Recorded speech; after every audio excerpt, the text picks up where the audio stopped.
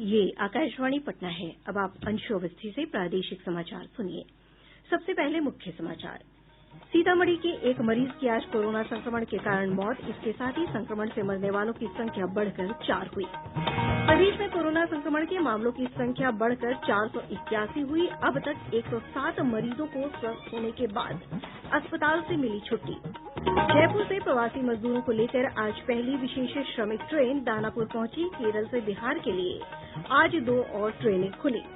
और केंद्र सरकार ने प्रधानमंत्री जनधन योजना की महिला लाभार्थियों के खाते में 500 रुपये की दूसरी किस्त बैंकों को जारी की। अब समाचार विस्तार से। प्रदेश में कोविड-19 संक्रमित एक और व्यक्ति की मौत के बाद मृतकों की संख्या बढ़कर 4 हो गई है। आज पटना के एनएमसीएच में कैंसर से ग्रसित सीतामढ़ी जिले के एक रोगी की कोरोना संक्रमण से मौत हुई। स्वास्थ्य विभाग के प्रधान सचिव संजय कुमार ने बताया कि युवक का मुंबई स्थित टाटा कैंसर रिसर्च इंस्टीट्यूट में इलाज चल रहा था। श्री कुमार ने बताया कि युवक 28 अप्रैल को मुंबई से सीतामढ़ी वापस लौटा था और उसे 30 अप्रैल को एनएमसीएच में भर्ती किया गया था। इधर कोविड-19 के 12 नये मामलों की पुष्टि होने के साथ ही संक्रमितों की संख्या बढ़कर 481 हो गई है। आज सामने आये नये मामलों में भोजपुर में 6, कैमूर में 3, बक्सर में 2 और सारण के एक व्यक्ति में कोरोना वायरस की पुष्टि हुई है। अब राज्य के 30 जिले इस महामारी की चपेट में आ गये हैं। स्वास्थ्य विभाग के अनुसार आज 9 और कोरोना संक्रमित मरीजों को स्वस्थ होने के बाद अस्पताल से छुट्टी दे दी गयी है। स्वस्थ होने वालों में नालंदा और पटना के 3-3, मुंगेर के 2 तथा बक्सर के 1 मरीज शामिल हैं। अब तक 107 मरीज स्वस्थ होकर अपने घर लौट चुके हैं। स्वास्थ्य विभाग के प्रधान सचिव संजय कुमार ने बताया कि अब तक 25,724 नमूनों की जांच की गई है। उन्होंने बताया कि बाहर से आये 57 लोगों में संक्रमण की पुष्टि हुई है। श्री कुमार ने बताया कि घर घर सर्वे अभियान के तहत अब तक 86,88,000 घरों का सर्वेक्षण किया जा चुका है। सर्वे के दौरान 4 करोड़ 68 लाख लोगों की जांच की गई है, जिनमें 3,275 लोगों में सर्दी, खांसी और बुखार की शिकायत दर्ज की गई है। प्रदेश में लॉकडाउन उल्लंघन के मामले में अब तक 1,758 प्राथमिकियां दर्ज की गई हैं। वहीं 1,742 लोगों को गिरफ्तार किया गया है। 53,944 वाहन भी जब्त किये गये हैं। अब तक 12 करोड़ रुपये से अधिक की राशि जुर्माने के रूप में वसूल की गई है।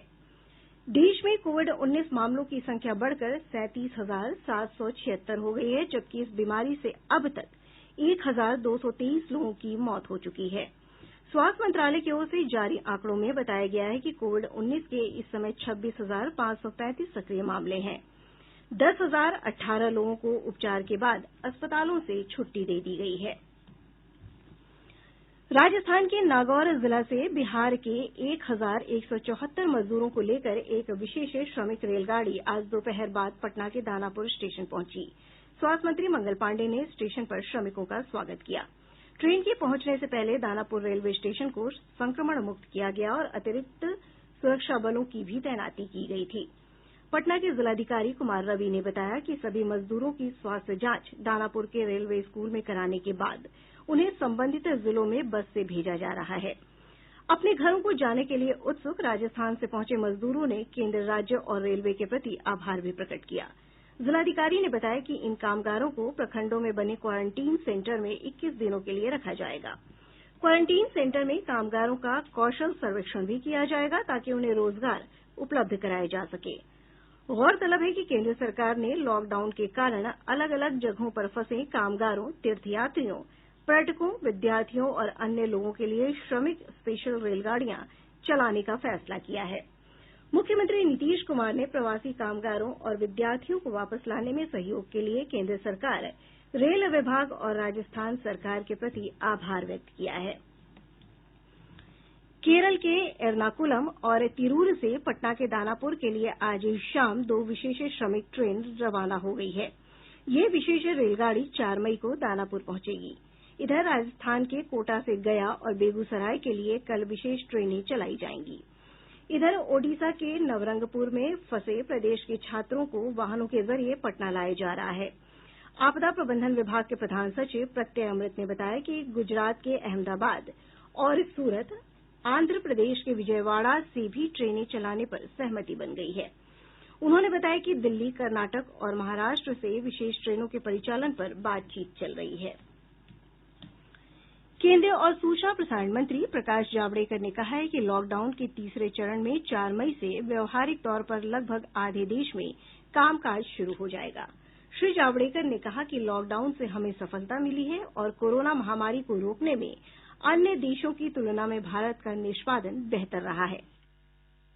भारत ने इस क्राइसिस को ठीक मैनेज किया है, यह हमें समझना पड़ेगा। और ये इसलिए हुआ कि समय पे लॉकडाउन हुआ, लॉकडाउन का कड़ाई से पालन हुआ और अब ईजिंग आउट कर रहे हैं, फेजिंग आउट कर रहे हैं। और फेजिंग आउट में ग्रीन जोन में लगभग सारी दैनंदिन एक्टिविटीज जो है, रोजमर्रा की सारी एक्टिविटीज खुल गई है।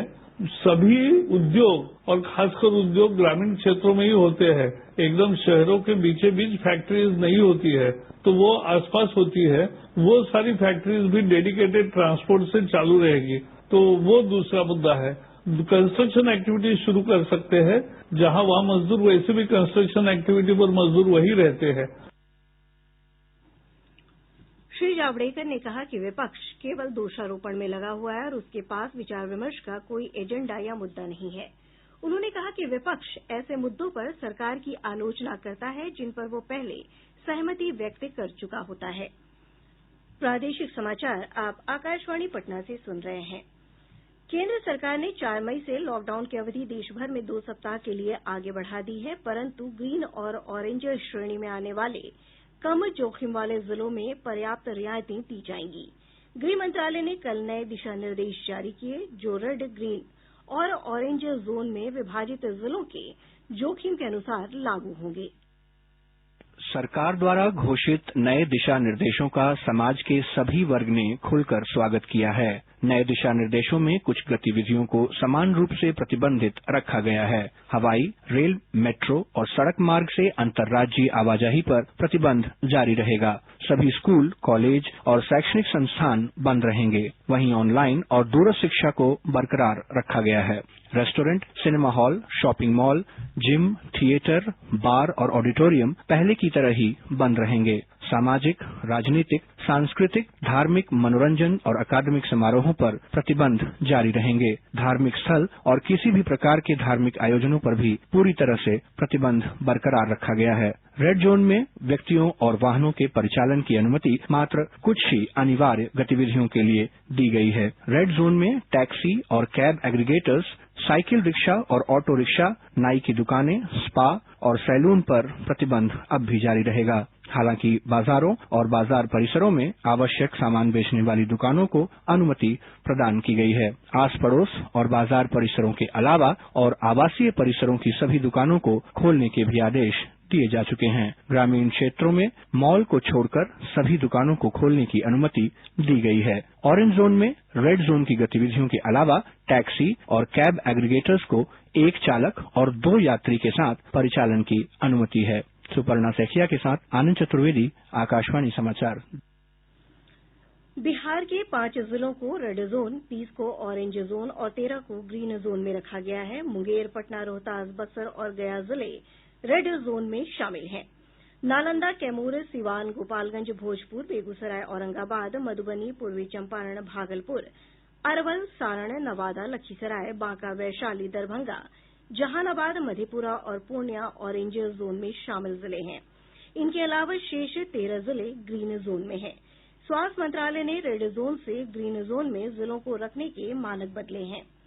केंद्रीय स्वास्थ्य सचिव प्रीति सूदन ने बताया कि अब तक संक्रमण से मुक्त या पिछले 21 दिनों में संक्रमण का कोई मामला न होने पर किसी जिले को ग्रीन जोन माना जाएगा। उन्होंने बताया कि अभी देश भर के 130 जिलों को रेड जोन, 284 को ऑरेंज जोन और 319 को ग्रीन जोन में रखा गया है। स्वास्थ्य मंत्रालय के प्रवक्ता लव अग्रवाल ने बताया कि राज्य और जिला प्रशासन को रेड और ऑरेंज जोन वाले जिलों में दिशा निर्देशों के पूरी तरह पालन पर ध्यान देना चाहिए ताकि संक्रमण की श्रृंखला टूट सके। देश के विभिन्न जिलों को रेड, ऑरेंज और ग्रीन जोन में बांटा गया है। राज्य और जिला प्रशासन द्वारा कंसंट्रेटेड एफर्ट्स करते हुए यह इंश्योर करना है कि जिन भी जिलों में केस आए हैं, यानी कि रेड या ऑरेंज डिस्ट्रिक्ट, वहां पर इफेक्टिव और स्ट्रिंजेंट कंटेन मेजर्स के थ्रू चेन ऑफ ट्रांसमिशन को ब्रेक किया जाए। केसेज एंड कॉन्टैक्ट, यानी कि जितने भी केसेज आए हैं उनको और उनके कॉन्टैक्ट्स को मैप किया जाए। वह केसेज और उनके कॉन्टैक्ट, उनका ज्योग्राफिकल डिस्पर्शन क्या है, उसको एनालाइज किया जाए। कोरोना योद्धाओं के साथ सेना की एकजुटता प्रदर्शित करने के लिए रविवार को सशस्त्र सेनाएं कई गतिविधियां शुरू करेंगी। Chief of defence staff general Vipin Rawat ने बताया है कि भारतीय वायुसेना के लड़ाकू और मालवाहक विमान श्रीनगर से तिरुवनंतपुरम और डिब्रूगढ़ से कच्छ तक फ्लाई पास्ट करेंगे। सेना और नौसेना के हेलीकॉप्टर उन अस्पतालों पर फूलों की वर्षा करेंगे जिनमें कोविड रोगियों का उपचार चल रहा है। पुलिस कर्मियों के असाधारण और साहसिक कार्यों के प्रति आभार व्यक्त करने के लिए तीनों सेनाओं के अध्यक्ष पुलिस स्मारक पर माल्यार्पण करेंगे। प्रधानमंत्री नरेंद्र मोदी ने प्रमुख रक्षा अध्यक्ष जनरल विपिन रावत की घोषणाओं का स्वागत किया है।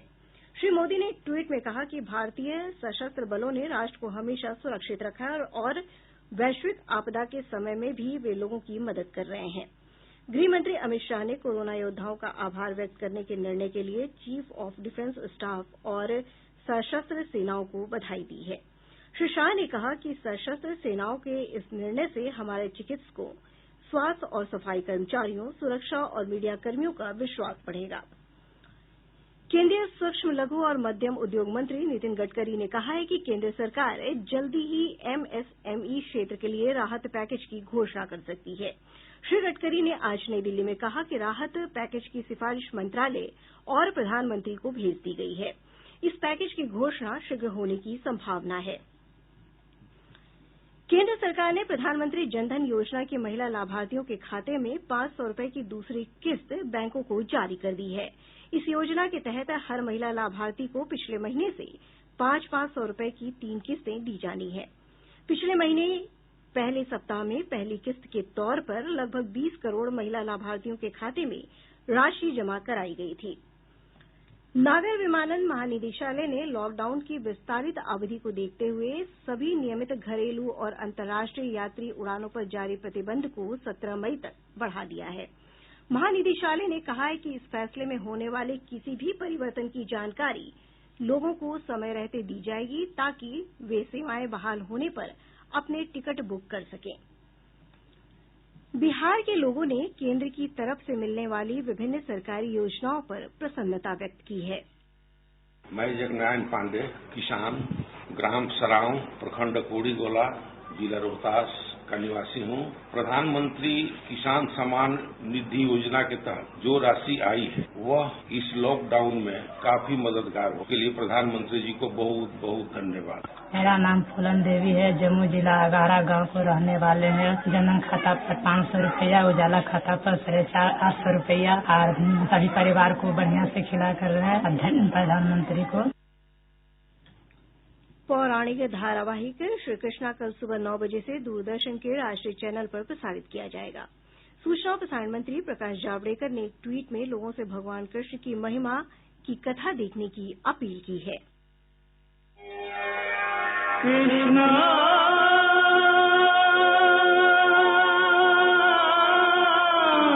दर्शकों का पसंदीदा धारावाहिक श्री कृष्ण जल्द आ रहा है डीडी नेशनल, फ्री डिश और अन्य डीटीएच चैनल पर।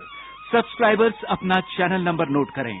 Free dish 001, Tata sky 114, Airtel 148, Sun Direct 302, Videocon D2H 149, dish TV 193 और डेन 138।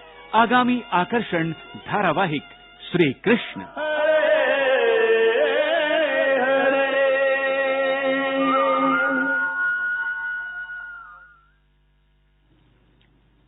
केंद्र सरकार ने इस रिपोर्ट को खारिज कर दिया है कि उसके कर्मचारियों को सुबह 9 बजे से शाम 7 बजे तक काम करना होगा।